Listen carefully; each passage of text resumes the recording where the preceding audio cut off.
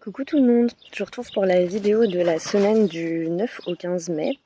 La semaine prochaine, on vient de passer une semaine de purification intense, en tout cas pour ma part, avec beaucoup de libération karmique. Le début de la semaine prochaine est vraiment marqué par des changements puissants. Il y a quelque chose de très fort qui s'amorce, les énergies sont d'une puissance, j'ai même du mal à le décrire tellement je trouve ça impressionnant.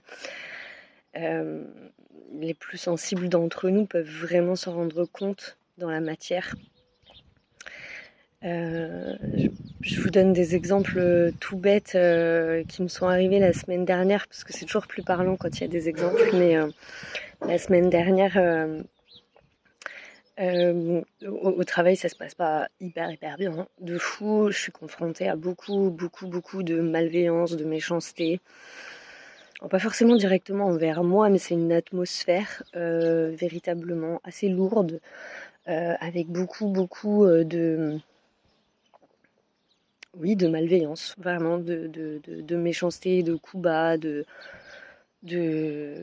médisance. Et ça fait qu'effectivement, quand on est un petit peu sensible aux énergies, il n'y a pas besoin d'être spécifiquement médium pour ça. C'est pas des atmosphères qui sont très faciles à supporter et qui sont pas très faciles à gérer. Et en début de semaine, j'ai beaucoup récupéré de mémoires de vie antérieure qui m'ont permis de récupérer et de reconnecter à certaines capacités. En tout cas, approfondir certaines capacités que je sentais déjà présentes depuis longtemps, mais qui prennent une autre ampleur, une autre importance, une autre profondeur. Et notamment, je me suis beaucoup rapprochée des plantes et du savoir autour des plantes. Et j'ai été très appelée, alors aussi grâce à Eric, mais j'ai été très appelée à me reconnecter au romarin, puisque c'est une plante protectrice, notamment dans les cas de médisance et de méchanceté, etc. Et puis un matin, donc comme c'est une atmosphère un peu compliquée, je prie beaucoup, je me protège beaucoup, et en arrivant au travail, je demande vraiment à l'énergie du romarin de venir me protéger et m'apporter toutes ces bénédictions. Et quand j'arrive par terre, que vois-je? À un endroit qui n'était pas du tout sa place, je vois un pot de romarin. Et j'ai trouvé ça tellement beau et tellement fort. Et c'est précisément ça, quand je parle de matérialisation dans la matière, je parle de ce genre de petit exemple. Donc, des changements puissants sont en train de s'amorcer. Alors vous allez me dire, dans la matière, c'est encore très subtil, peut-être pour certains. Mais moi je peux vous le dire, je le ressens, j'ai jamais été aussi sûre de quelque chose de toute ma vie entière. Et au niveau du collectif, on s'approche de temps mémoriaux et mémorables, véritablement. Dans les aspects les plus positifs et dans les aspects les plus compliqués. Ça fait plusieurs semaines que j'en parle, mais ça se renforce. Comme la Terre ascensionne et qu'on est traversé par énormément d'énergies très puissantes, tout ce qu'on peut qualifier d'énergie bas astrale est effectivement très présente. Et comme on se nettoie beaucoup et on se nettoie collectivement, eh bien j'ai envie de dire assez naturellement et un peu forcément, ces énergies sont très en mouvement en ce moment. Alors moi, mon parti pris et mes ressentis me disent qu'effectivement, dans cette lutte entre le bien et le mal, c'est une simplification très forte, mais c'est quand même assez véridique, je trouve. Puisque nombre d'entre nous, finalement, ont pu se sentir empêchés ces dernières années de se réaliser, ou j'utilise pas cet argument comme une non-responsabilisation dans la vie. C'est toujours multifactoriel. Et oui, il y a les énergies qu'on attire par nos vibrations. Et puis il y a aussi de facto des choses qui se passent dans le collectif qui font que, à un moment donné, il y a des êtres plus lumineux que d'autres, tout simplement. On n'a pas tous les mêmes niveaux de conscience, on n'a pas tous les mêmes niveaux d'avancement. Et il y a quelque chose qui se purifie dans la notion de ce qu'est le mal sur cette terre et de comment il s'incarne dans nos vies et comment on peut en être le porteur. Et là encore, je vais vous raconter ce que j'expérimente au travail tout simplement, puisque je suis confrontée à beaucoup de méchanceté et beaucoup de médisance. Alors, oui, certes, j'ai dû attirer cette expérience parce qu'il y a des zones en moi qui ne sont sûrement pas alignées. Ça, c'est la première partie, j'ai envie de dire. Et puis quand même, on n'apprend rien par hasard. Alors j'apprends aussi beaucoup d'autres choses. Je suis connectée à aussi beaucoup d'autres choses beaucoup plus positives à travers cette expérience et c'est très bien. Mais ça m'a beaucoup questionné cette notion-là, d'être confrontée à autant de méchanceté. Et encore une fois, je parle pas vraiment de moi, mais je suis confrontée à beaucoup de souffrances au travail. Et beaucoup de mes collègues souffrent véritablement de ces situations et c'est des choses que peut-être vous-même vous pouvez rencontrer avec des responsables qui ne sont pas très corrects, qui parlent mal, des situations qui frôlent le harcèlement moral. Enfin, voilà, toutes les choses qu'on peut rencontrer dans la matière, des fois sur nos lieux de professionnels qui sont pas forcément évidentes. Et forcément, ça m'a posé la question à me dire, parce que vraiment, de toute ma vie, je crois que j'ai jamais vu une concentration aussi intense de méchanceté, de médisance et de bassesse, quoi, de bassesse. Mais de bassesse qui sont très humaines finalement. Tout comme ces derniers temps, j'ai beaucoup été ressentie et cela m'a été confirmé par des gens, enfin par une voyante notamment, qui m'a confirmé qu'effectivement ce que je ressentais était véridique et qu'il y avait beaucoup d'énergie de jalousie autour de moi. Voilà, c'est toutes ces énergies-là dont je parle quand je parle de bassesse humaine, des choses qu'on peut rencontrer dans nos quotidiens et qui font que bah oui, sincèrement. Et quand on n'est pas en conscience et qu'on ressent ce genre de sentiments, bah on envoie des choses aux gens. Et c'est pas toujours en lien avec ce qu'on raisonne. Enfin, vous voyez ce que je veux dire. C'est plus complexe que ça. C'est vraiment un mix de ces deux choses en fait, tout simplement. Et voilà, donc ça m'amène à me poser la question. Et hier soir, en fait, je me rends compte tout simplement que effectivement, je repense au film Star Wars, tout bêtement. Je sais pas si certains l'ont vu, si vous ne l'avez pas vu, je vous invite vraiment à le regarder. Et si vous l'avez vu, essayez de vous replonger dans cette histoire parce que finalement, si vous vous souvenez bien, Maître Yoda, au tout début de l'histoire, quand il croise Anakin, il lui fait comprendre que sa colère,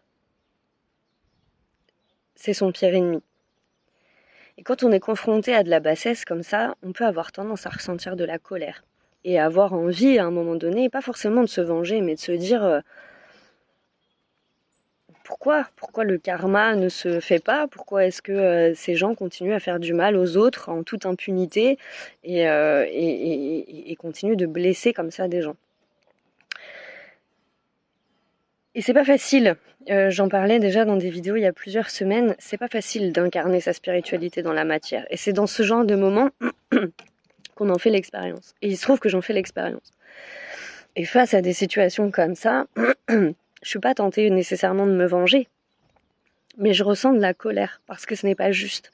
Parce que ces gens-là sont profondément mauvais. Et alors, ils ont certainement leurs raisons, des souffrances, des blessures de leur enfance, voilà, un manque de conscience, tout plein de choses qui expliquent qu'à un moment donné, ils soient comme ça.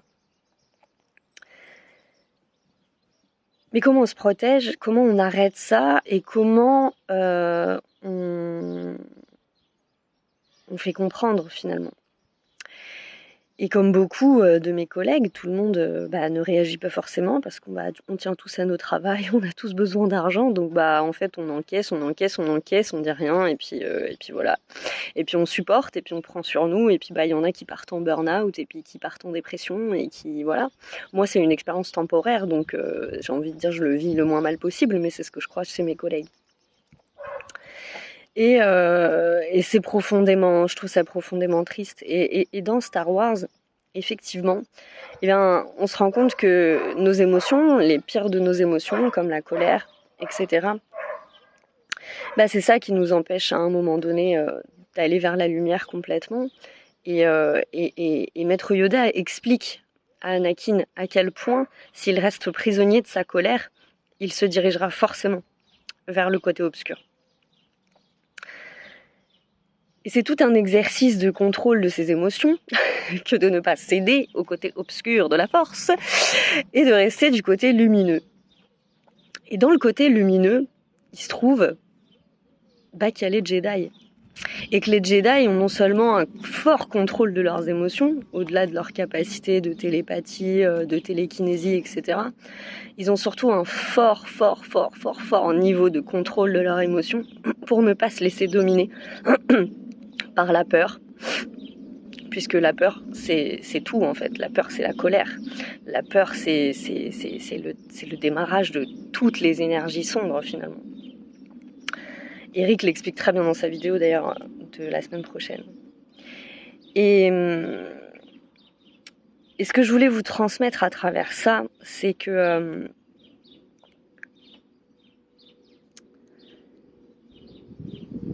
on ne renvoie pas le mal par le mal.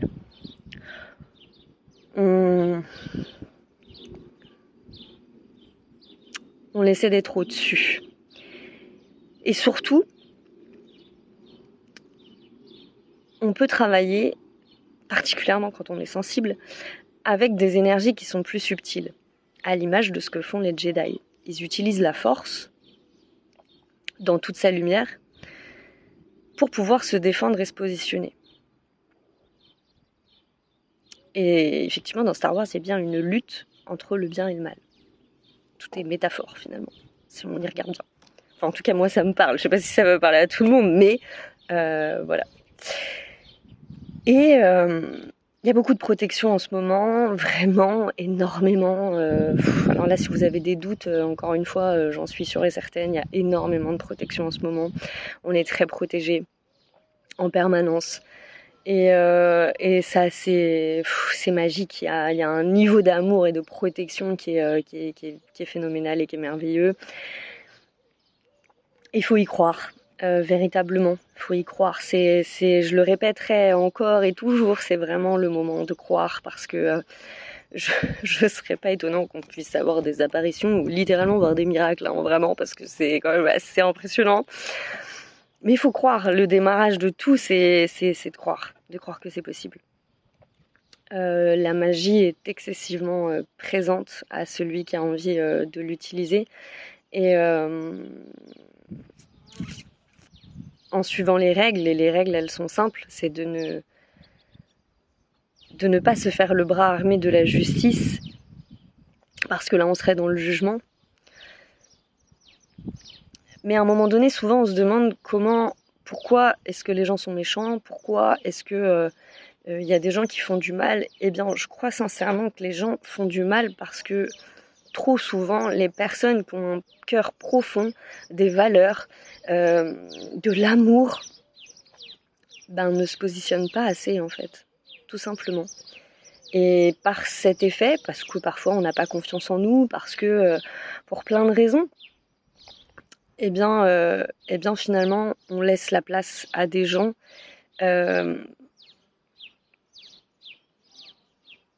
qui finissent par avoir des excès de pouvoir, en fait, tout simplement. Et je crois que c'est simplement comme ça qu'on peut changer les choses et qu'on peut modifier les choses. En incarnant sa lumière, en la montrant. Donc pas en souhaitant du mal, mais en montrant à quel point on peut fonctionner différemment.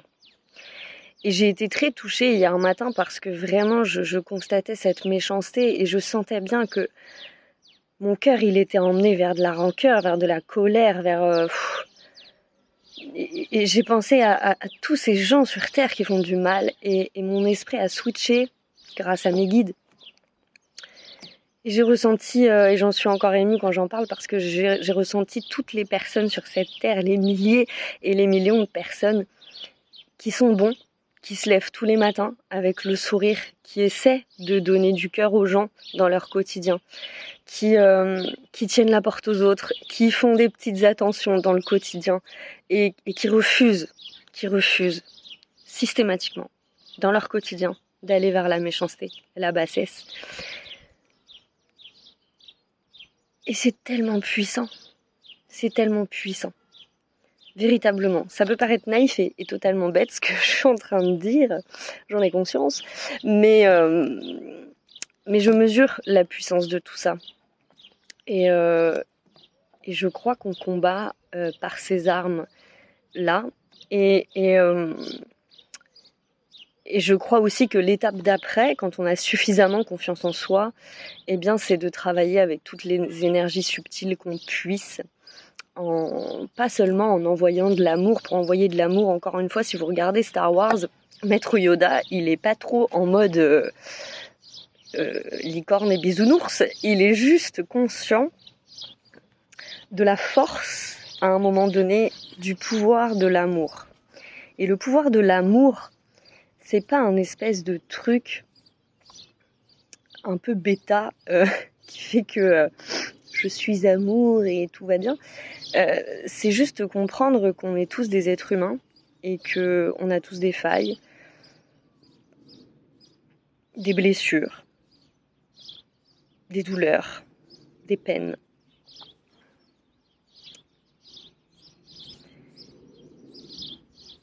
Et que c'est par ça qu'on est tous frères et sœurs.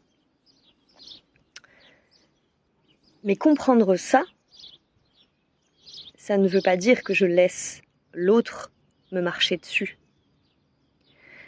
Ça veut dire, je comprends tes douleurs, je comprends ta peine, j'entends ta souffrance, je la ressens.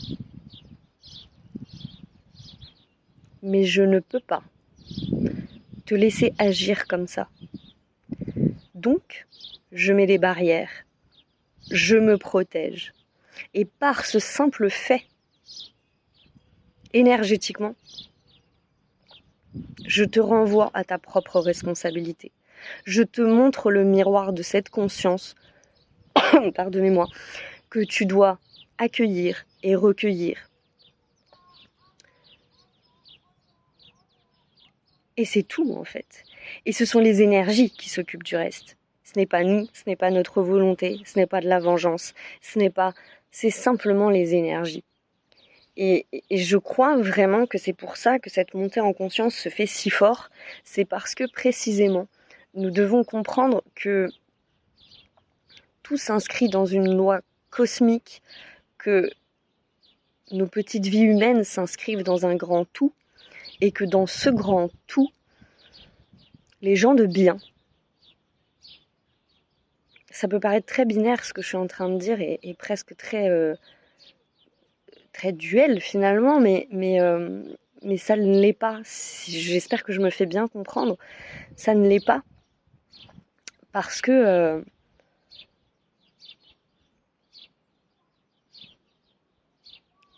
ça ne l'est pas pour la bonne et simple raison qu'à partir du moment où on comprend qu'il y a le bien et qu'il y a le mal, et que le mal est présent, le bien et le mal sont présents en chacun de nous, tout comme l'énergie féminine et l'énergie masculine.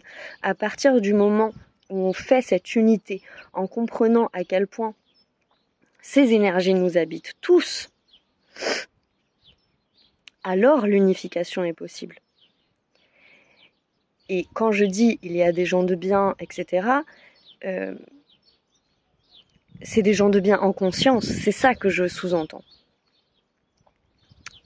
Et des gens qui font le mal parce que ils sont pas forcément en conscience. Alors il y en a qui sont en conscience, bien sûr, mais dans nos quotidiens, c'est pas ceux qu'on rencontre le plus. On va plus rencontrer des gens qui sont pas en conscience, et parce qu'ils sont pas en conscience, effectivement, ils envoient du mal, ils envoient de la méchanceté, etc., etc. Et voilà. J'espère que cette métaphore a été claire. Pardonnez-moi d'avoir utilisé Star Wars, mais vraiment, j'avais pas d'autres métaphores. Et au final, je la trouve plutôt belle. Enfin, en tout cas, moi, ça me parle beaucoup. J'espère que ça vous parlera aussi. Et alors, qu'est-ce que je peux vous donner comme conseil cette semaine ? Eh bien, vraiment, Connectez-vous plus que jamais à vos valeurs, à votre cœur, à ce qui vous nourrit, à vos envies. Ne vous laissez pas submerger par toutes ces émotions que l'on traverse et souvenez-vous toujours que quoi qu'il arrive, c'est toujours le fait de garder ses valeurs, son cœur, son empathie, sa compassion qui nous rend plus forts. Même si parfois et souvent dans le quotidien on a l'impression qu'on se fait marcher dessus. Au final du final, c'est quand même ça qui gagne et c'est ça qui est puissant et c'est ça qui est beau. Et pour ça, on est très aidé dans les énergies subtiles. Véritablement, par la nature, par tous les êtres de la nature. Donc sollicitez-les si ça fait partie de vos croyances. Et si ça fait pas partie de vos croyances, et ben commencez à y croire vraiment parce que c'est des choses qui sont palpables. Et que la magie existe mais à condition qu'on y croit. Et quand on y croit, on se met à la voir. Véritablement. Et nombre de personnes sur cette planète détiennent une sagesse infinie et nourrissez-vous de cette sagesse.